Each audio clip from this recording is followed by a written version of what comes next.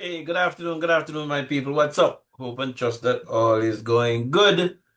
Um, Today's what? Today's Thursday, the 11th day of June, 2026, and the time right now is 2:22 p.m.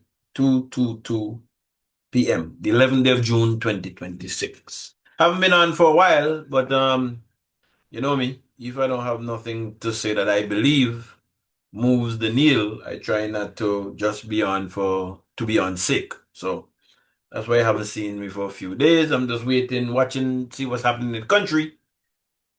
And when the time comes to have a say, we'll have my say. Once the Lord gives me health and strength. Now, who is this man and my backdrop there? I don't know if anybody looking at the picture picks up the person, but the name of this gentleman is John Healy. John Healy, and he is the UK United Kingdom Defense Secretary. He's the United Kingdom Defense Secretary, and he has just quit his job as the Defense Secretary of the United Kingdom. Why did he quit his job? Well, for those of us who follow international politics, Trump having come into term for a second term, came in on the mandate America first.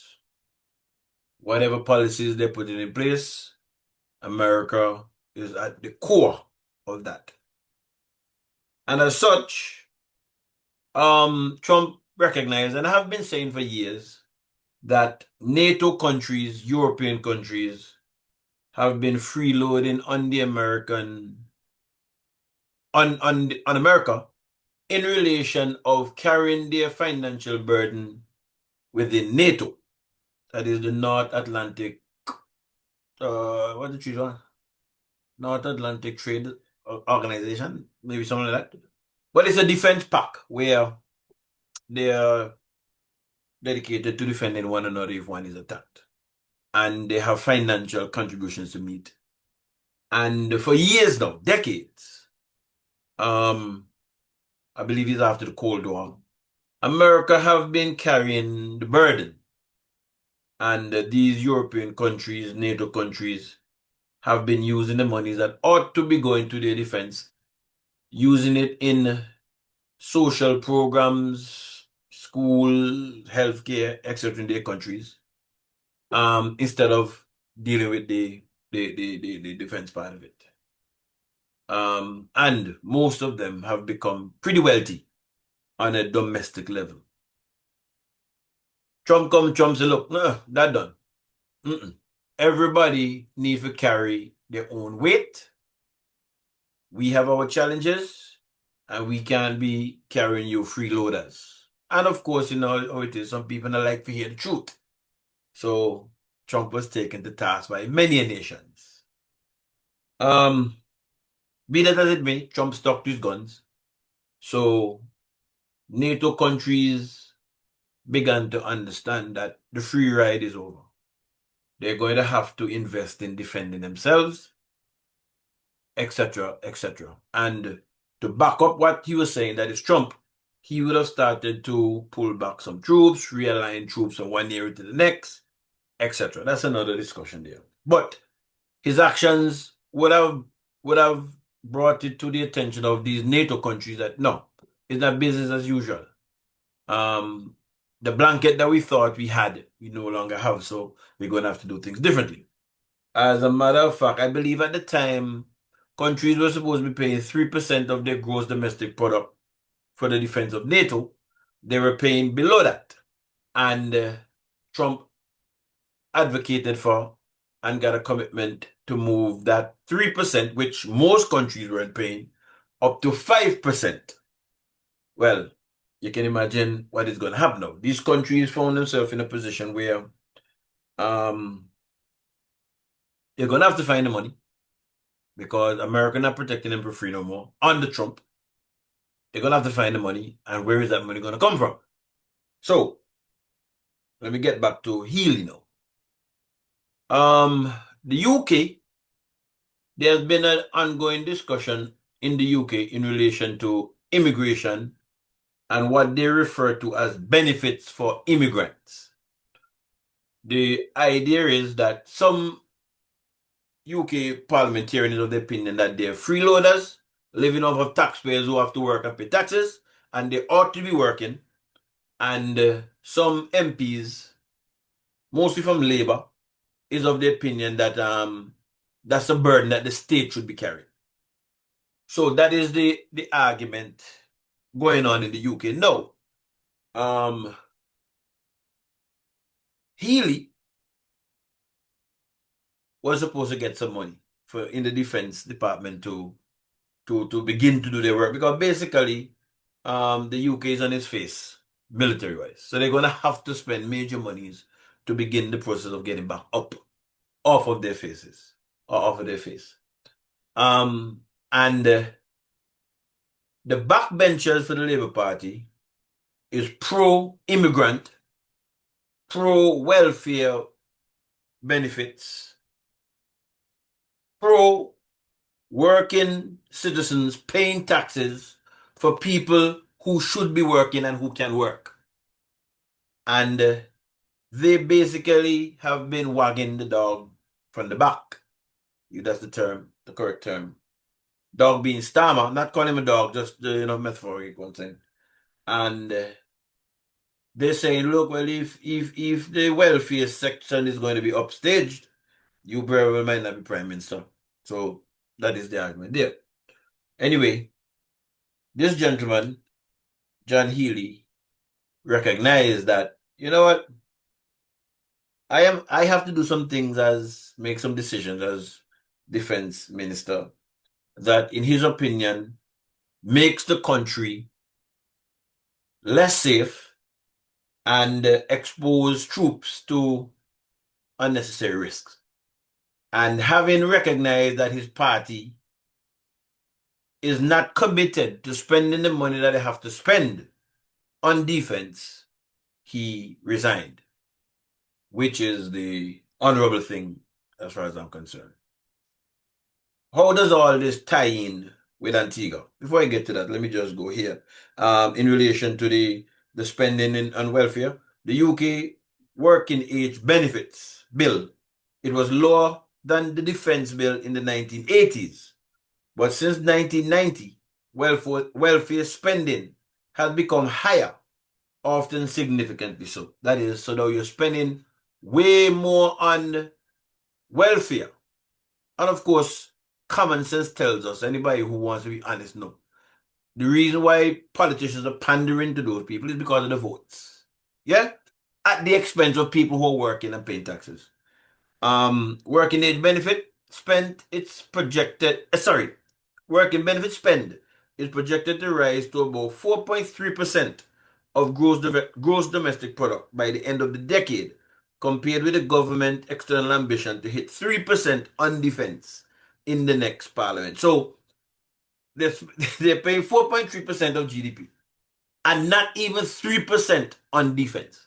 So you see how the politicians and them prioritize staying in power by giving away freedoms, right? Defense spending has fallen as welfare spending has risen in recent decades. UK government spending as a percentage of GDP for the year ending, I believe it's this year, was, I think, as I said, 4.3%.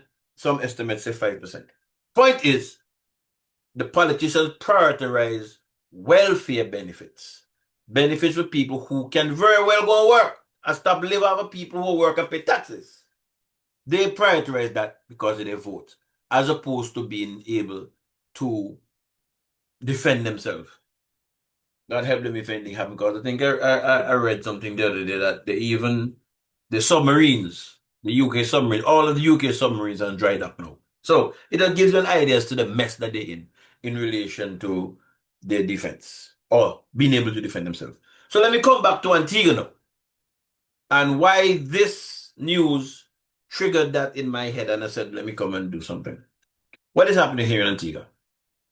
What is the number one, maybe you can say the number one social spending that's going on? I stand to be corrected, but it might very well be the voucher program. Yeah? If I'm not mistaken, some months ago I heard it was increased from one amount to another amount. We know of I saw something in the news the other day that a second batch of materials would have come to for persons in a social program. And from what we have been hearing, we never get none. What it is, I don't know that I would want it anyway, on a serious note. But we hear all kind of people getting the vouchers. What's going to happen here in our country, you believe? Well, just like how it came to a head, and it is coming to a head in England or in the UK, I think it will come to a head here on Antigua. On Antigua, I'm not going to speak for the other Caribbean islands. They can speak for themselves. But when politicians have their priorities screwed up, and when those priorities are driven by remaining in power at the expense of the country, it's just a matter of time. Just a matter of time. So when I saw this, my mind ran to the Antiguan situation, and I said, let me speak to it.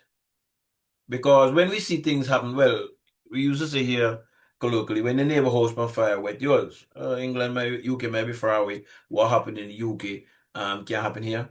Think again. Think again. The situation is almost identical, or maybe worse per capita, when you look at immigrants and immigrants in a country when you have an open border, and how it affects your country negatively. Right? Not to say again that immigrants ought not to come to Antigua and Barbuda. But we just seem to attract the worst, it seems like, for the most part. But it all has a price. It all has a price. So I saw that and I said I would speak to it. Let's see if anything falls on the ears of persons who makes a difference. We just had a general election, and government was chosen, elected. The will of the majority, in my opinion, ought to be acknowledged and accepted until you have the other opportunity again to make another thing.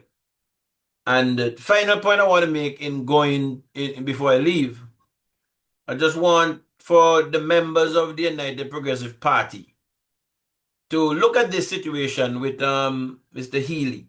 Investigate it for yourself. Do a little research. And for some members of the United Progressive Party, I would encourage you to take take a page out of the book of Mr. Healy.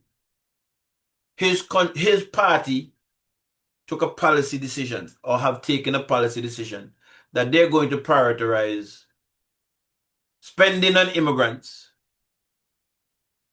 to stay in power versus putting themselves in a position to defend their country. That was his party, his government's policy decision. And he had a problem with that. He felt that the priority ought to be the defense of the country.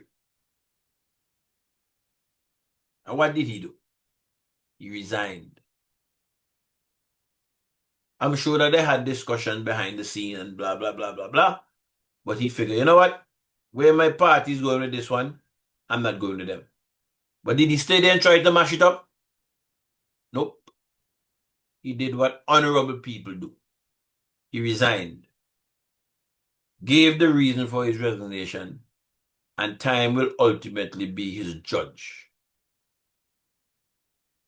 Those schemers and traitors within the United Progressive Party, in my opinion, should take a page out of Healy's book, put it up where you see it every day, and try to use that principal position as a guide. Until we come together again, my people, bless up. and take care.